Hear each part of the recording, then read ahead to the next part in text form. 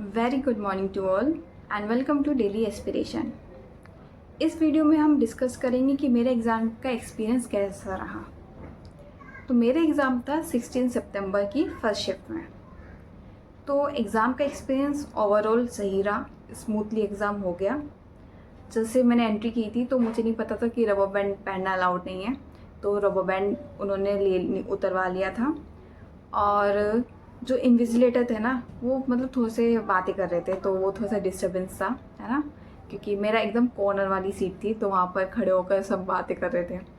तो वो बस ये था, और सब कुछ तो नॉर्मली और स्मूथली एकदम हो गया। तो मैं जब मॉक दिया था तो मैंने रीजनिंग, पहले मैं इंग्लिश देती थी, फिर रीजनिंग एंड फिर क्वांट।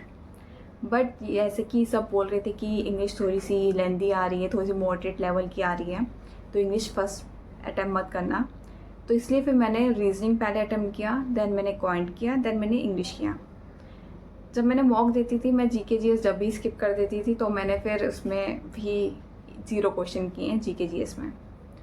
ये वीडियो बनाने में मुझे इतना टाइम इसलिए लग गया है क्योंकि जितने भी मैंने सुने हैं तो सबके सब ने 75+ क्वेश्चंस किए हैं और सबका पेपर अच्छा गया है। बट मेरा था कि मैंने 50 से 60 क्वेश्चन किए हैं सिर्फ, तो इसलिए थोड़ा सा मुझे वीडियो बनाने में भी वो हो रहा था कि मतलब कैसे ही बनाऊँ, ठीक है, कैसे ही बताऊँ, है ना। तो ऐसा मैंने 50 से 60 अटैम्प्ट किया है। मुझे एक्चुअल में नहीं पता कि मैंने कितना किया है, क्योंकि मैंने देखा नहीं। और इंग्लिश में जैसे रीजनिंग डुएबल थी, सब बोल रहे थे हाँ रीजनिंग हो गई।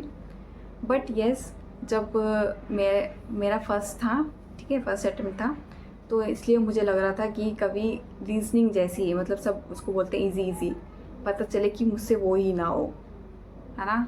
जो होते हैं ना, जब हम फर्स्ट अटेम्प्ट करने जाते हैं तो जो थॉट्स आते हैं, ठीक है, तो मैं ऐसा सोचती थी कि मुझ ऐसा ना हो कि मैं रीजनिंग में अटकी रह जाऊँ और मैं और क्वेश्चन ना कर पाऊँ, ऐसा समथिंग।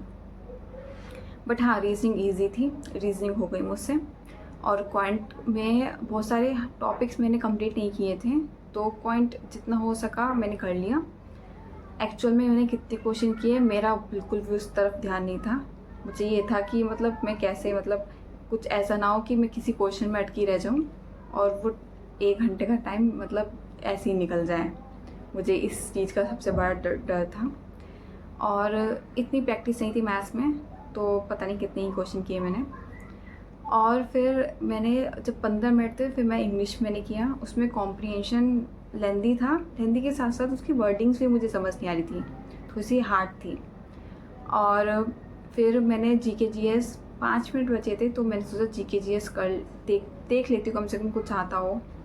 बट ठीक है, जो क्वेश्चन आ भी रहे थे उसमें ऑप्शंस ही ऐसी थी कि मतलब उसमें टाइम लग रहा था या कन्फ्यूज़न हो रही थी। तो और एक तो लास्ट 5 मिनट्स में ना, तो ऐसा लग रहा था कि मतलब जैसे जैसे जैसे टाइम जा रहा था कि कुछ ना कुछ अटेम्प्ट टिक कर दो। जैसे मैंने मार्क फॉर रिव्यू रखे थे क्वेश्चन, है ना, उसको ही टिक कर दो कहीं से। बट नहीं किया मैंने, क्योंकि मेरा ये था कि ठीक है, कम अटेम्प्ट होंगे ही, ठीक है, क्योंकि मेरी प्रिपरेशन इतनी अच्छी से नहीं थी, लेकिन कम से कम एक्यूरेसी बना के रखूँ मैं, है ना। तो इसलिए मैंने फिर नहीं किया। तो कलौजी कोई नहीं लगाया, जितना आता था उतना किया। तो ये मेरा पेपर हो गया। अब ये है कि मैंने कब से स्टार्ट किया था एक्सेट्रा, वो बताती हूँ। मैंने सोचा था गवर्नमेंट एग्ज़ाम का कि एसएससी सीजन की प्रिपरेशन करनी है, वो मैंने 2025 में ही सोचा है। और मैंने प्रिपरेशन करना स्टार्ट किया था मार्च में। उस टाइम तक कि मेरे पास सिर्फ और सिर्फ 3 मंथ्स हैं। बट फिर प्रोटेस्ट हुआ, पोस्टपोन हो गया, तो मतलब मेरे पास 5 से 6 महीने थे प्रिपेयर करने के लिए। बट वो भी इतने फ़ायदेमंद नहीं रहा। जब स्टार्टिंग में पहले सारे टीचर्स वगैरह ना, किससे पढ़ना है वो सब कुछ डिसाइड करना होता है, तो वो हो गया डिसाइड कि कहाँ से पढ़ना है। फिर पढ़ाई स्टार्ट कर दी थी मैंने, ठीक है, एकदम अच्छे से। उस टाइम पर अच्छा ही चल रहा था। बट फिर ये बीच में प्रोटेस्ट हो गया, तो थोड़ा सा नेगेटिव हो गया था। बट हाँ, पढ़ाई जब भी चल रही थी। बट जब नेगेटिव होता है ना, तो जो चीज़ें वीक होती है वो सबसे पहले इंसान छोड़ता है। तो मैंने भी ऐसे ही किया। जैसे जिसकी मैथ्स वीक होती है ना, मेरे को पता नहीं क्या है जीके जीएस से, मेरा स्कूल टाइम से ये कि मतलब लाइक मुझे हिस्ट्री के डेट्स वगैरह, मतलब मैं ऐसे बोलती थी कि पढ़ता कौन है, क्या करेंगे हम जानकर, मतलब मेरा थोड़ा सा ऐसा माइंडसेट था, ठीक है। बट हाँ, मैंने सोचा एसएससी सीजल देने का, तो ऑफकोर्स उसमें जीके जीएस है, तो मैंने सब कुछ सोच के ही स्टार्ट की प्रिपरेशन कि ठीक है, कुछ भी ऐसी बड़ी चीज़ नहीं है कि मतलब नहीं कर सको, अगर कल अच्छे से करना चाहो तो इंसान कर ही लेता है कुछ ना कुछ। तो जीके जीएस मैंने स्टार्ट कर दिया था, बट जैसे वो प्रोटेस्ट हुआ, नेगेटिविटी हुई, तो मैंने सबसे पहले जीके जीएस ही छोड़ा। और वैसे भी जैसे फर्स्ट अटैम्प्ट है मेरा, और मुझे पता था कि मेरे कितने मॉक में मेरे 50 क्वेश्चन अटैम्प्ट कर पा रही थी मैं, तो मुझे ऑलरेडी पता था कि मतलब मुझसे इस बार तो नहीं होगा। तो उसके बावजूद जो टेस्ट देते हैं, तो क्या दिमाग की हालत होती है जब आपको पता है कि आपका नहीं होने वाला है और फिर भी आप टेस्ट दे रहे हो। तो इसलिए जीके जीएस में जीके जीएस को मैंने छोड़ ही दिया, मतलब एक तरीके से उसको मैंने अटेम्प्ट करना तो दूर की बात, मैंने छोड़ दिया। मैंने कहा और सब्जेक्ट जो हैं कम से कम पहले उस पर फोकस कर लेते हैं ना। तो ऐसा था। तो अभी काफ़ी कुछ सीखा है।